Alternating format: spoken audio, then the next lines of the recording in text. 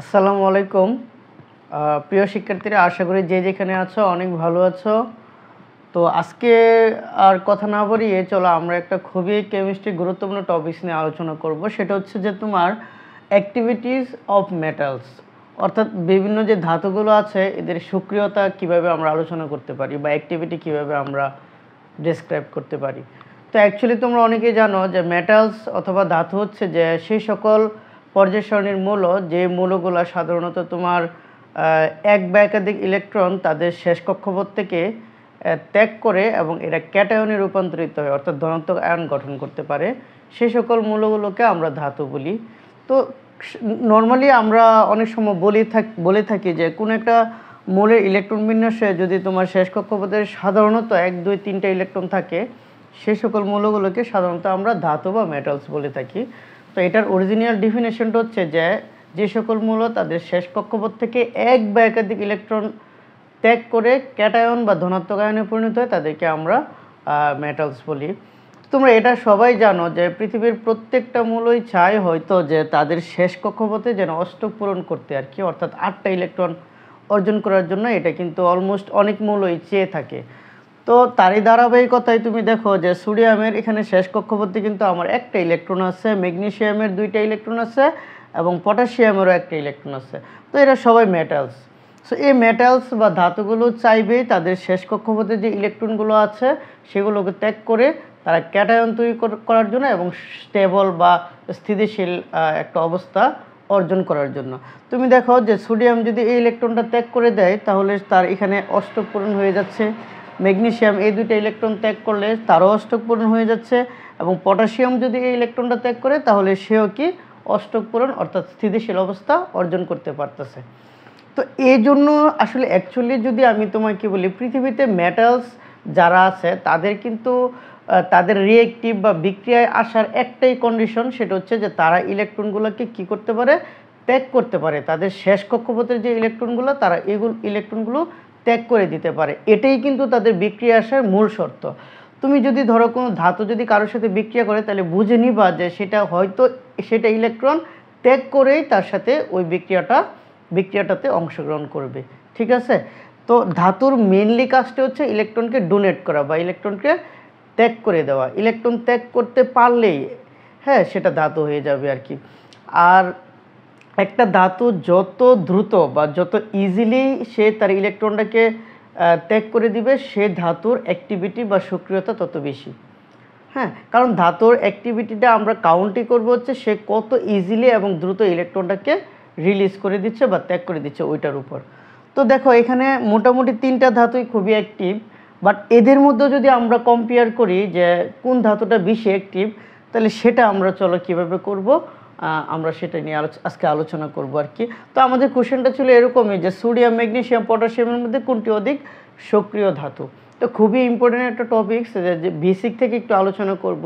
তো তোমরা জানো আমরা দুনিয়াতে কিন্তু অনেক ধরনের মেটালস দেখে থাকি, যেমন ধরো আয়রন, আমাদের আশেপাশে দেখি অ্যালুমিনিয়াম, তামা, তারপর এগুলোকে আমরা দেখি, তারপরে আমরা দেখি গোল্ড, প্লাটিনাম।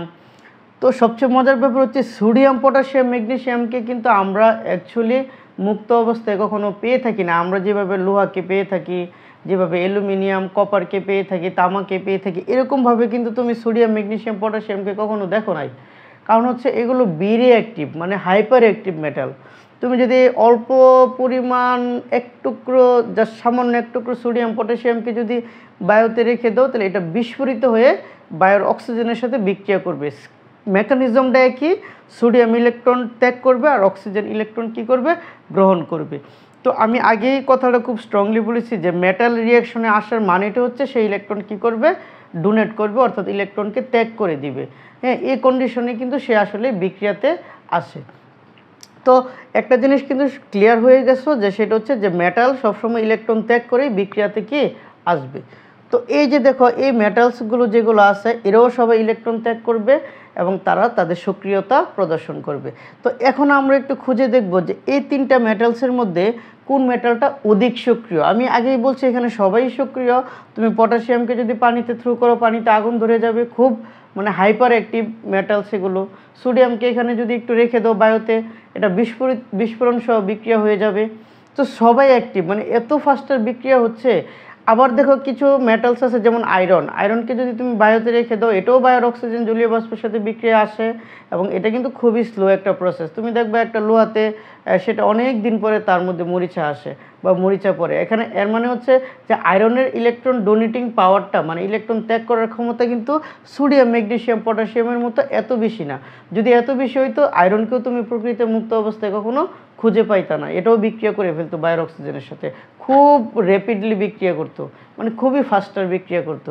তো যাই হোক, তো এই দৃষ্টিকোণ থেকে আমরা আসলে ধাতুকে আমরা বিভিন্ন শ্রেণীতে ভাগ করতে পারি। যেমন কিছু ধাতু আছে খুবই হাইপার অ্যাক্টিভ, যেমন ধরো সোডিয়াম, পটাশিয়াম, ম্যাগনেসিয়াম। আবার কিছু ধাতু আছে তোমার মিডল অ্যাক্টিভ বা মধ্যম সক্রিয় ধাতু, যেমন আছে তোমার অ্যালুমিনিয়াম, তারপরে আছে তোমার কপার, আছে হচ্ছে আয়রন।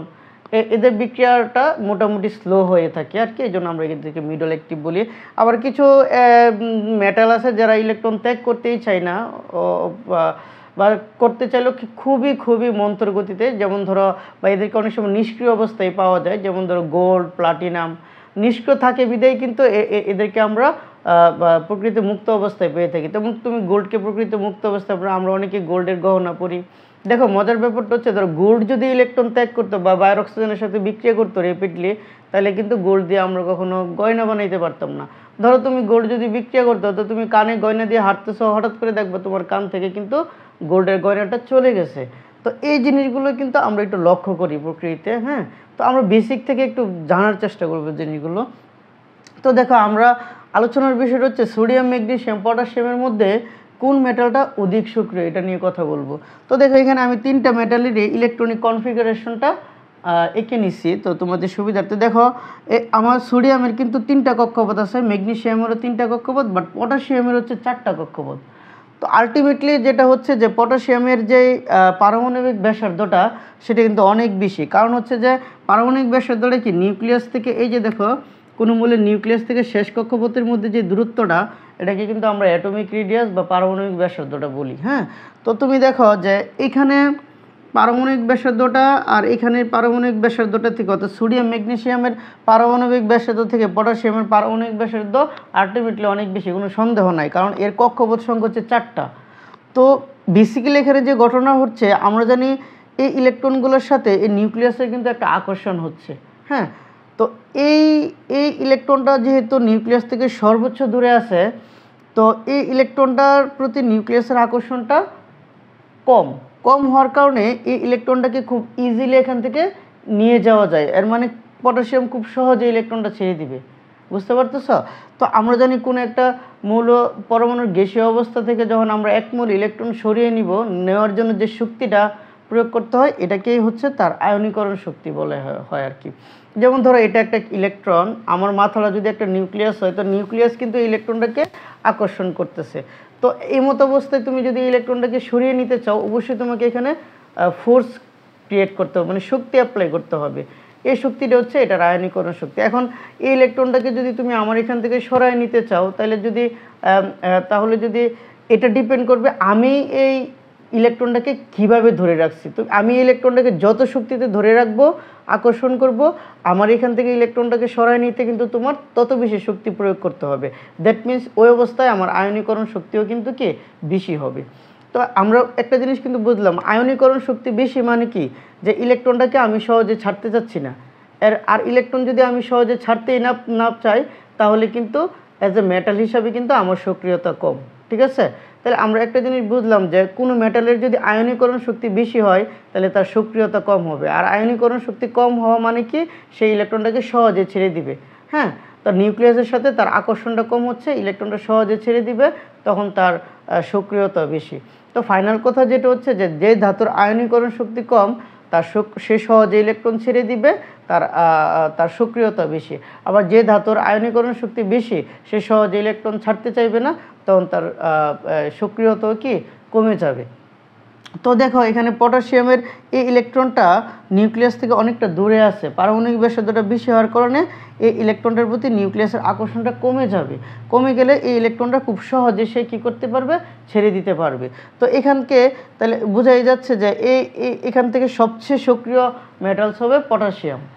তারপরে দেখো এই দুটার মধ্যে যদি আমরা একটু কম্পারিজন করি তাহলে আমরা দেখতে পাবো, দেখো এরও কক্ষপথ সংখ্যা সেম, এরও কক্ষপথ সংখ্যা সেম। তো এ দুজনের পারমাণবিক ব্যাসার্ধ কিন্তু সেম হওয়ার কথা, কিন্তু তোমরা জানো যে এখানে দেখো এই নিউক্লিয়াস শেষ কক্ষপথে ইলেকট্রন সংখ্যা 2টা, এখানে শেষ কক্ষপথে ইলেকট্রন হচ্ছে 1টা। তুমি দেখো যে এই নিউক্লিয়াসের ধনাত্মক চার্জটা কিন্তু বেশি হবে। কেন বেশি হবে? কারণ আমরা জানি ম্যাগনেসিয়ামের এই যে নিউক্লিয়াসটার ভিতরে প্রোটন হচ্ছে 12টা, কারণ আমরা জানি যে পারমাণবিক সংখ্যাটা হচ্ছে কী সংখ্যা বলো তো? প্রোটন সংখ্যা। তাহলে ম্যাগনেসিয়ামের প্রোটন 12টা, এর মানে নিউক্লিয়াসের মধ্যে প্রোটনও 12টা, তাহলে প্রোটন মানে ধনাত্মক চার্জ।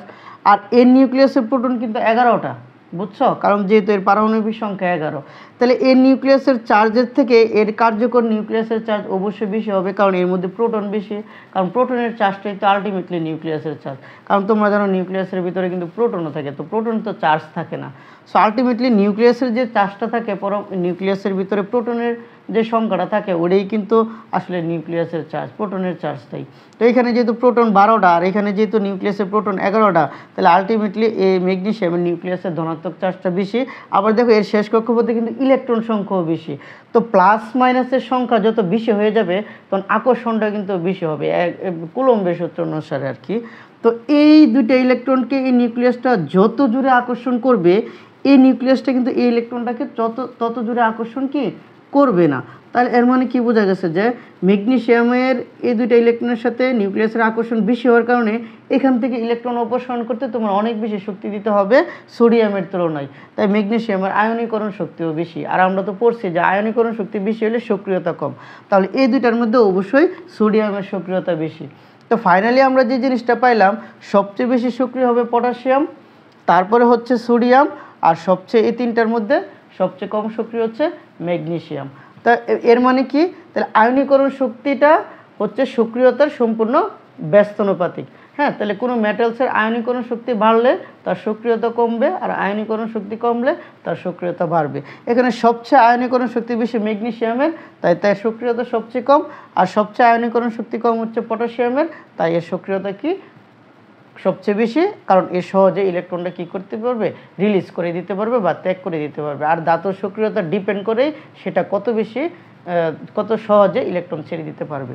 এখন চলো বেসিক জিনিসটা কি। বেসিক জিনিসটা হচ্ছে, যেমন ধরো তোমাকে যদি কেউ বলে এরকম একটা প্রবলেমে যদি তুমি কখনো পড়ো, যেমন ধরো এখানে 3টা পাত্র নিলাম, এই পাত্রে নিলাম হচ্ছে আমি সোডিয়াম প্লাস ক্লোরিন গ্যাস, এই পাত্রে নিলাম হচ্ছে আমি ম্যাগনেসিয়াম প্লাস ক্লোরিন গ্যাস, আর এই পাত্রে নিলাম হচ্ছে আমি পটাশিয়াম প্লাস ক্লোরিন গ্যাস। তো বেসিকটা জানলে কি হচ্ছে বাবা, বেসিকটা জানলে হচ্ছে ব্যাপারটা হচ্ছে তো তুমি যে কোনোভাবে জিনিসটাকে থিঙ্কিং করতে পারবা এবং ওই অনুযায়ী কিন্তু তুমি আনসারটা নিজে থেকে সাজাইতে পারবা। এর জন্য আমি সবসময় বলি আগে বেসিকটাকে নাও। হ্যাঁ, এ প্লাসের পিছনে কম দৌড়াও, রেজাল্টের পিছনে কম দৌড়ে তুমি বেসিকটাকে নাও। অ্যাকচুয়ালি সায়েন্সটাকে সায়েন্স হিসেবে শেখার চেষ্টা করো, এতে কিন্তু তোমার ফিউচারটা ভালো হবে। আর তুমি যখন একটা জিনিস গভীর থেকে শিখবা, সেখানে তুমি নিজের মতো করে চিন্তা করতে পারবে এবং যে কোনো প্রবলেম কিন্তু তুমি ফেস করার মতো ক্যাপাবিলিটি অর্জন করতে পারবা। আর তোমার জ্ঞানের লেভেলটা যদি সীমিত হয়, লিমিটেড হয়, তাহলে কিন্তু একটা জিনিস একটু চেঞ্জ করে দিলে, ঘুরাই দিলেই কিন্তু সেই জিনিসটাকে তুমি আর সলভ করতে পারো না। হ্যাঁ, এই জায়গাটাতে কিন্তু আমাদের অনেক বেশি গুরুত্ব দিতে হবে। তো সায়েন্স কিন্তু কখনো এত ইজি না। হ্যাঁ, এত ইজি হইলে তো মনে করো যে এটা সায়েন্স হইতে পারে না। আমি যেটা বলি, একটা ইলেকট্রিক লাইট আবিষ্কার করা তো ইজি ছিল না। টমাস আলভা এডিসন কিন্তু তোমার 1000 বার চেষ্টা করে একটা বাতি আবিষ্কার করছে। তো সায়েন্স তো ইজি না আসলে, বুঝছো? তবে এই সায়েন্সটাকে তোমাকে পড়তে গেলে তোমাকে প্রথমে যে জিনিসটা লাগবে সেটা হলো তোমার থিঙ্কিং পাওয়ার ক্রিয়েট করতে হবে। হ্যাঁ, আমি এটা নিয়ে একটা ভিডিও বানাবো তোমাদের, যে আসলে as a student of science আমাদের অ্যাক্টিভিটিসগুলো কেমন হওয়া উচিত, আমাদের ডিটারমিনেশনটা কেমন হওয়া উচিত, এটা নেক্সটে আমি এই ব্যাপারে একটা ভিডিও বানাবো, ঠিক আছে? তো দেখো, যে আলোচনায় আসছিলাম যে তোমাকে যদি বলে যে এই 3টা পাত্রের মধ্যে sodium chlorine, magnesium chlorine, potassium chlorine রাখা আছে, কোন পাত্রে বিক্রিয়াটা আগে হয়ে যাবে। হ্যাঁ, তো এখানে একটা জিনিস দেখো যে এখানে ইলেকট্রনগুলো নিবে ক্লোরিন, এখানেও ক্লোরিন নিবে, এখানেও ক্লোরিন নিবে, কারণ আমরা আগেই পড়ছি যে ধাতু কোনো বিক্রিয়া আসা মানে ইলেকট্রন ডোনেট করে দিবে বা ত্যাগ করে দিবে। তাহলে এখানে দেখো সোডিয়াম ইলেকট্রন ত্যাগ করবে, ক্লোরিন নিবে, এখানে ম্যাগনেসিয়াম ইলেকট্রন ত্যাগ করবে, ক্লোরিন নিবে, পটাশিয়াম ইলেকট্রন ত্যাগ করে ক্লোরিন নিবে। তো ক্লোরিন যেহেতু সব জায়গায় এক, তাহলে এর ইলেকট্রন নেওয়ার ক্ষমতাটাও সেম হবে। এখন ডিপেন্ড করে যে বাবা কে ইলেকট্রনটা আগে দিতে পারবে। তার সাথে ক্লোরিন কিন্তু আগে বিক্রিয়াটা করবে। তো আমরা একটু আগে যেটা শিখেছিলাম যে পটাশিয়ামের আয়নীকরণ শক্তি সবচেয়ে কম এবং তার সক্রিয়তা বেশি, সেই ইলেকট্রন দ্রুত দিয়ে দিতে পারবে। তাহলে এই পাত্রের বিক্রিয়াটা কিন্তু সবার আগে হয়ে যাবে। তো আশা করছি পুরো আলোচনাটা তোমরা বুঝতে পারতেছো এবং এই মেটালের অ্যাক্টিভিটিসটা যে তোমাদের জন্য কত গুরুত্বপূর্ণ সেটা তোমরা স্টেপ বাই স্টেপ জানতে পারবে। হ্যাঁ, তো আশা করি তোমাদের এই ক্লাসটাতে অনেক উপকার হয়েছে এবং তোমরা মেটালস নিয়ে মোটামুটি খুব ভালো একটা কনসেপ্ট তোমাদের সৃষ্টি হয়েছে। তো পরবর্তী ভিডিওর জন্য অবশ্যই আমার চ্যানেলটাকে সাবস্ক্রাইব অথবা ফলো, লাইক, শেয়ার করবা। তোমাদের সুস্থতা কামনা করছি। আজকের মতো এই পর্যন্তই। আসসালামু আলাইকুম।